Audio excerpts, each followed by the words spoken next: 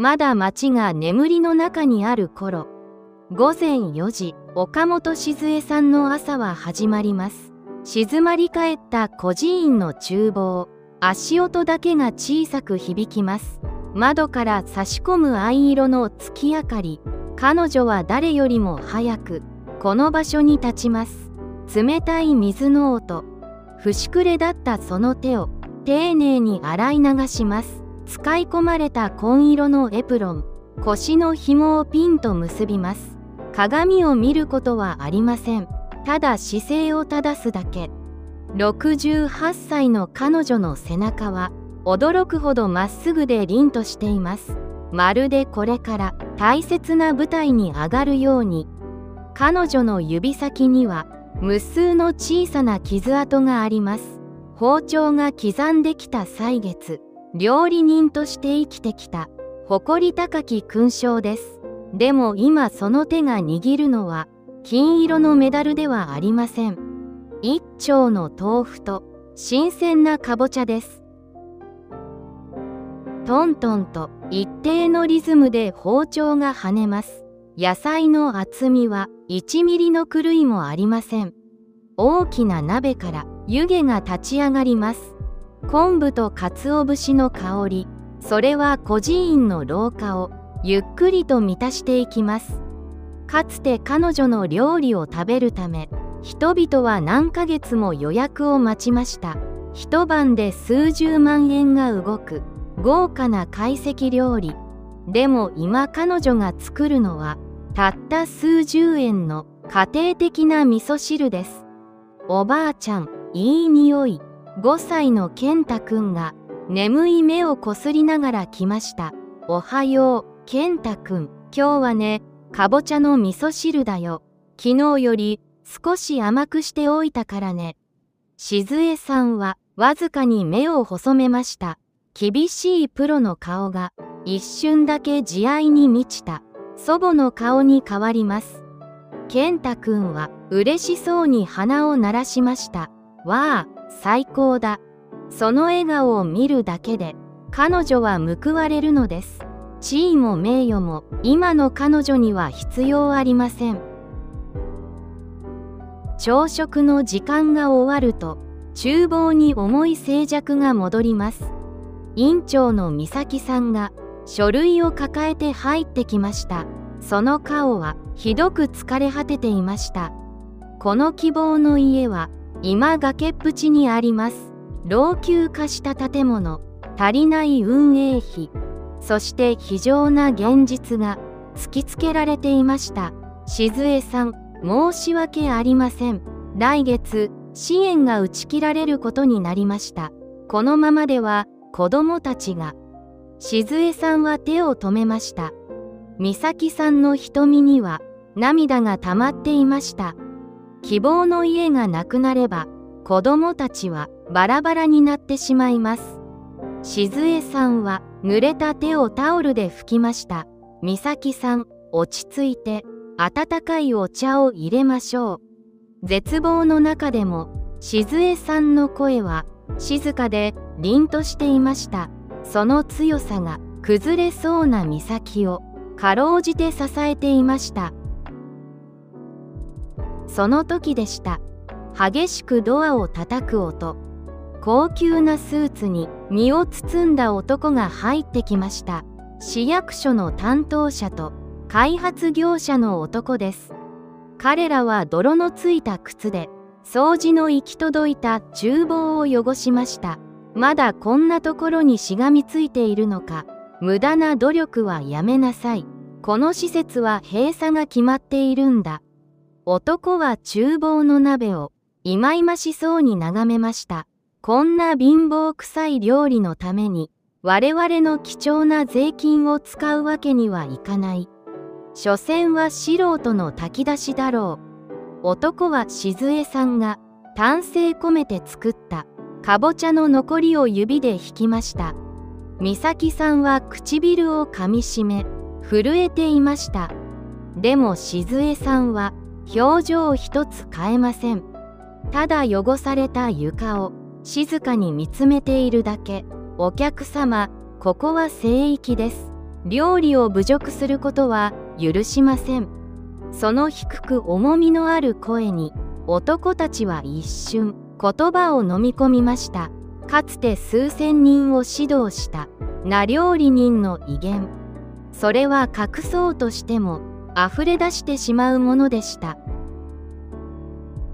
男たちが捨て台詞を吐いて去っていった後、厨房には再び静寂が訪れました。美咲さんは床に泣き崩れました。もう終わりです。静江さんは男たちが汚した床を雑巾で丁寧に拭き取りました。その時、ポストに落ちた一通の封筒の音が響きました。それは誰もが知る大財閥の紋章が刻まれた特別な手紙でした。美咲さんが震える手でその封を切ります。その内容はあまりにも突拍子もないものでした。静江さんは遠い空を見つめました。10年前、自ら封印した過去、引き出しの奥にしまい込んだ包丁、運命の歯車が再び動き出そうとしていました。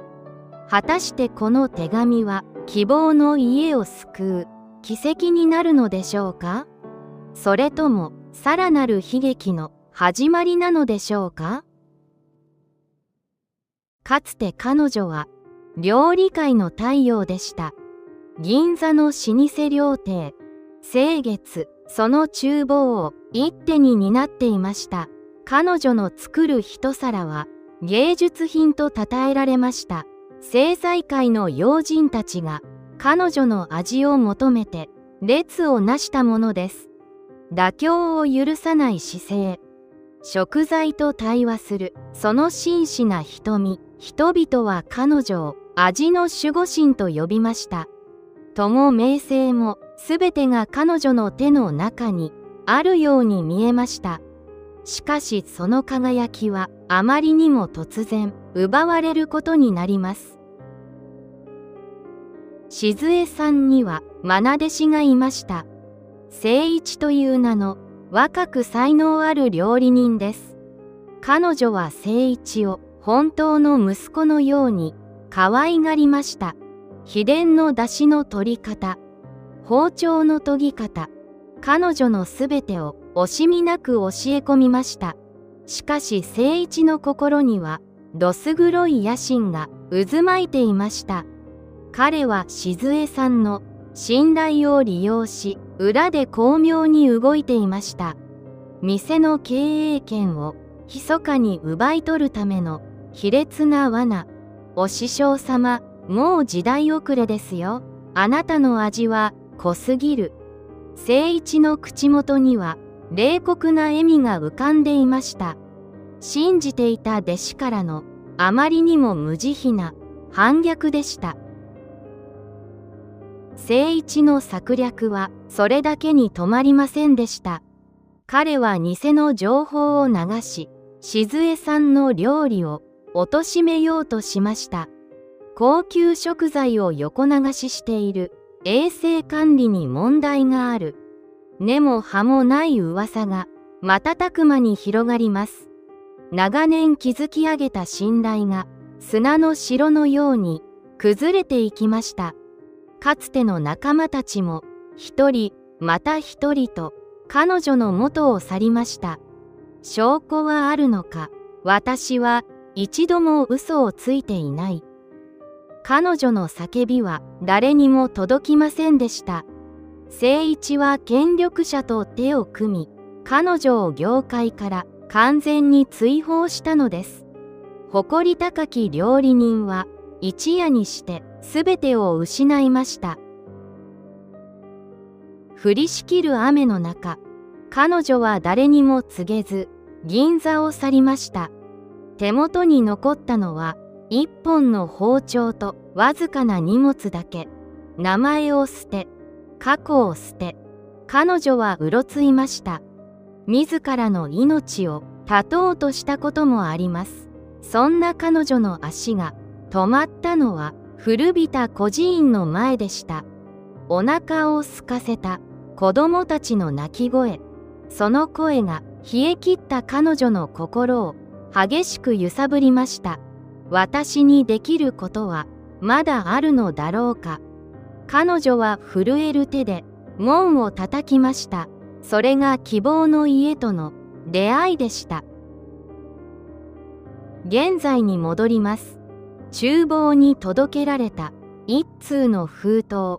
美咲さんが読み上げたその内容は静江さんの心臓を大きく跳ねさせました。日本料理コンテストの審査員、推薦人は東堂財閥の会長。さらにその手紙には信じられない名前が記されていました。今や料理界の寵児となった誠一がその大会の実行委員長を務めているというのです。あの日彼女から全てを奪った男。静江さんの剣が白くなるほど握りしめられました。怒りが炎となって胸の奥で燃え上がります。美咲さん、その手紙、私に預けてください。静江さんの瞳に宿ったことのない鋭い光が宿ります。10年の沈黙を破り、消えた星が再び輝きを放とうとしています。果たして彼女は地獄から戻ってきた復讐者となるのでしょうか？それとも過去の亡霊に再び飲み込まれてしまうのでしょうか？机の上の手紙。東堂財閥の紋章が月明かりに鈍く光ります。10年前の悪夢が脳裏をよぎります。信じていたものの裏切り、奪われたすべて。静江さん、どうしたんですか？美咲さんが心配そうに覗き込みます。何でもありません。ただ少し昔を思い出しただけです。静江さんは手紙をエプロンのポケットに隠しました。孤児院を救うための唯一の希望。でもそれは地獄のような過去へ戻ることを意味していました。彼女の指先がかすかに震えていました。都心の超高層ビル。誠一は豪華なオフィスでワイングラスを傾けていました。彼は今や料理界の帝王。メディアは彼を時代の寵児ともてはやします。部下がコンテストの推薦者リストを持ってきました。岡本静江？まだ生きていたのか。誠一の口元が醜く歪みました。あの子臭い料理人が何ができるというんだ。今さら出てきて恥をさらすだけだ。彼は推薦状をゴミ箱に投げ捨てました。希望の家の土地を買収しようとしているのは他でもない誠一の息のかかった会社でした。彼は静江の存在を完全に消し去るつもりです。深夜の誰もいない厨房。静江さんは床の板を1枚外しました。そこには10年間一度も開けられることのなかった桐の箱がありました。箱を開けると白い布に包まれた一本の包丁。それは彼女が頂点にいた証。手に取るとずっしりとした重み。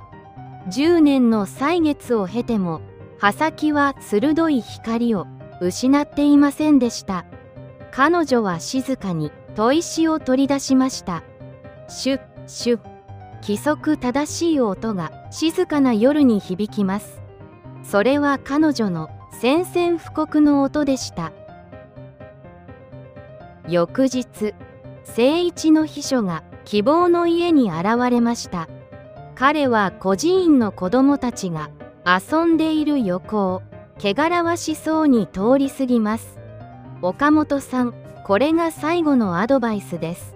身の程を知りなさい。あなたが表舞台に出ればこの子たちも傷つく。男は健太くんが描いた料理を作る静江さんの絵を踏みつけました。美咲さんが叫びました。なんてことをするの。静江さんは男の前に立ちはだかりました。その圧倒的な威圧感に男は思わず後ずさりしました。帰りなさい。料理を、そして人を汚す者にこの敷居をまたぐ資格はありません。静江さんの声には揺るぎない覚悟が宿っていました。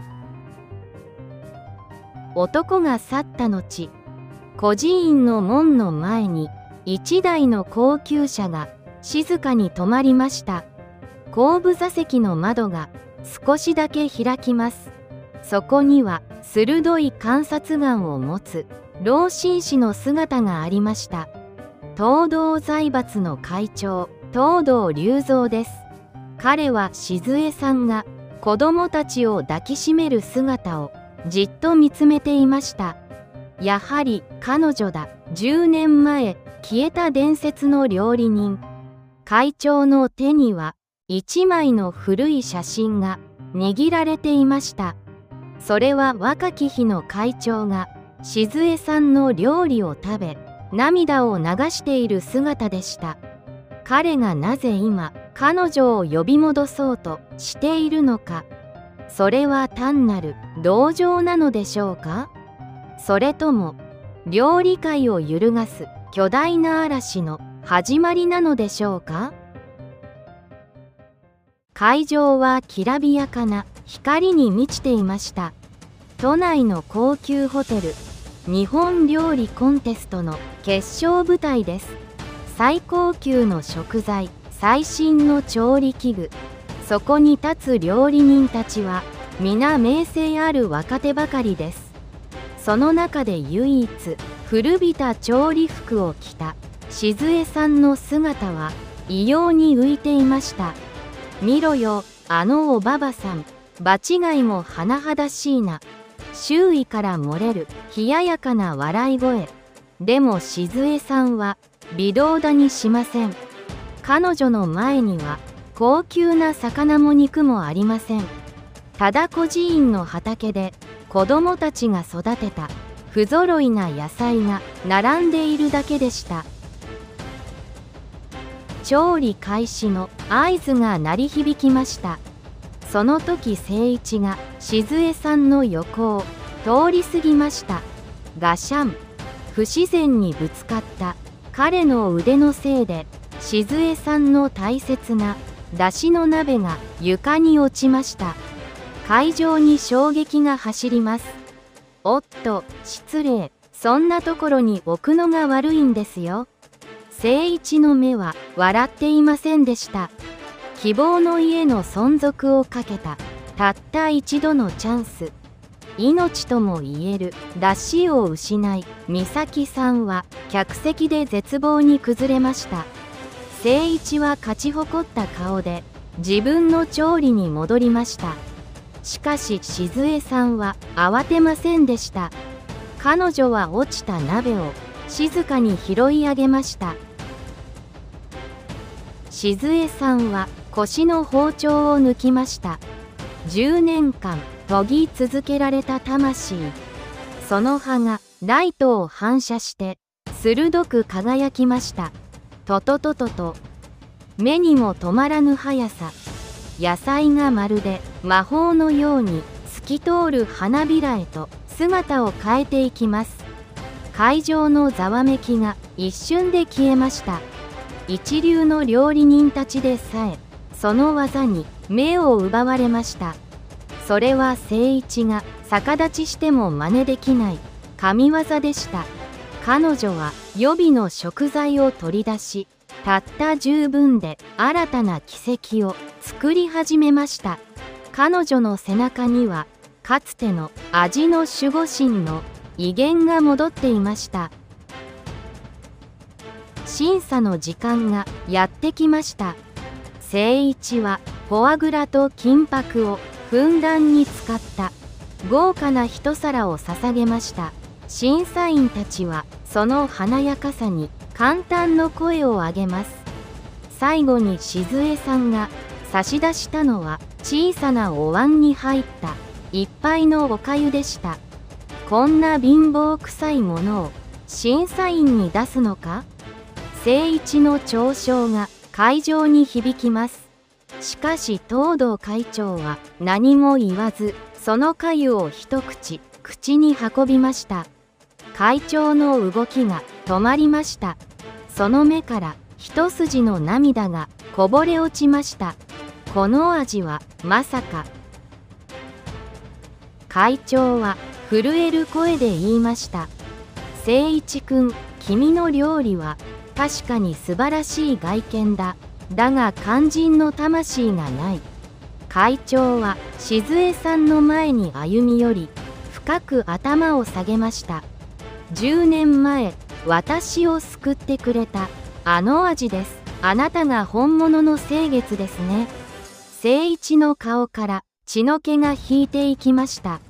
さらに会長は1枚の証拠書類を突きつけました。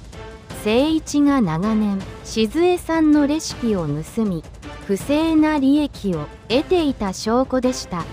すべてが逆転した瞬間、誠一の悲鳴が会場に虚しく響きました。静江さんはただ静かにエプロンを畳みました。果たして彼女は再び料理界の頂点に君臨するのでしょうか。それとも本当の幸せを別の場所に見つけるのでしょうか。あれから半年が過ぎました。希望の家の厨房は今日も柔らかな朝の光に包まれています。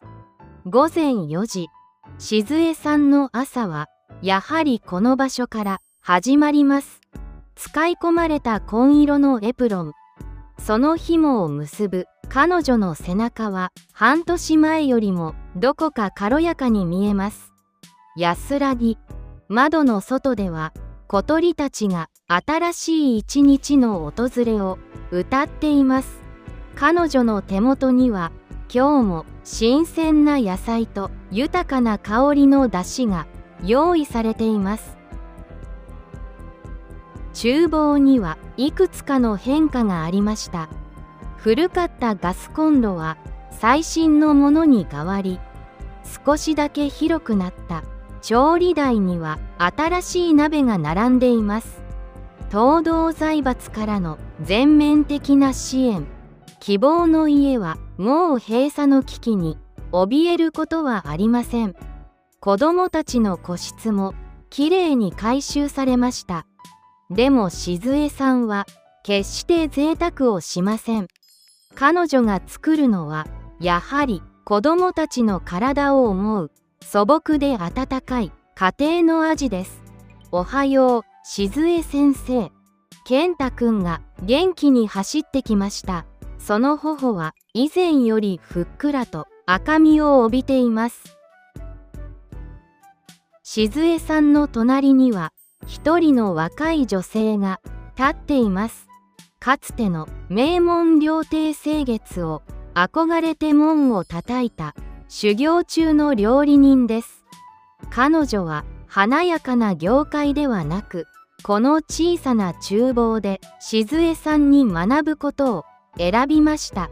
先生、今日の出汁は昨日より香りが深い気がします。静江さんは優しく微笑みました。昆布をつける時間をほんの少しだけ長くしたのよ。食べる人の顔を思い浮かべながらね。技術だけではない料理の心。それは今静かに確実に次の世代へと受け継がれています。一方、業界から追放された誠一の消息は誰も知りません。彼は全てを失い、自らの罪の重さに苛まれているのでしょう。時折、差出人不明の謝罪の手紙が届きますが、静江さんはそれを読むことはありません。恨みも怒りも今の彼女の心にはもう残っていないからです。彼女が見つめているのは過去の暗闇ではなく、目の前の温かい湯気だけなのです。過去は水に流しましょう。今はこの子の笑顔がすべてですから。朝食のチャイムが鳴り響きます。食堂には子供たちのにぎやかな声があふれ出します。温かいご飯と湯気の立つ味噌汁。それだけで人は幸せになれる。静江さんはその光景を厨房の隅からじっと見守っています。